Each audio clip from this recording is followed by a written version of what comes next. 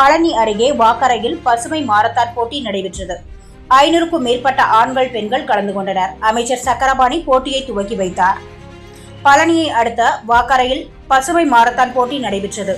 உணவு மற்றும் உணவுப் பொருள் வழங்கல் துறை அமைச்சர் சக்கரபாணி மாரத்தான் போட்டியை கொடியசைத்து துவக்கி வைத்தார். சென்னை, கோயம்புத்தூர், திருச்சி, கன்னியாகுமரி, ஈரோடு உள்ளிட்ட பல மாவட்டங்களில் இருந்தும் 500க்கும் மேற்பட்ட ஆண்கள் பெண்கள் கலந்து கொண்டனர். மாரத்தான் போட்டியில் ஆண்களுக்கு இலக்காக 10 கிலோமீட்டரும் பெண்களுக்கு இலக்காக 5 கிலோமீட்டரும் நிர்ணயம் செய்யப்பட்டது.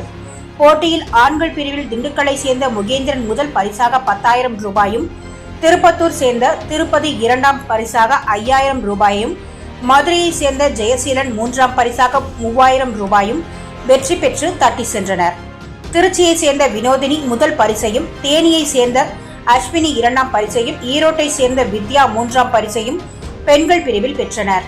மரம் வளர்ப்பதின் அவசியம் குறித்து விழிப்புணர்வு ஏற்படுத்தும் வகையில் நடைபெற்ற மாரத்தான் போட்டியில் வெற்றி பெற்ற அனைவருக்கும் பரிசு தொகையை தமிழக உணவு மற்றும் உணவுப் பொருள் வழங்கல் துறை அமைச்சர் சக்கரபாணி வழங்கினார்.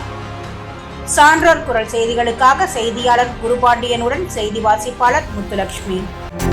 செய்திகளை உடனுக்குடன் தெரிந்து கொள்ள சான்றோர் குரல் பக்கத்தை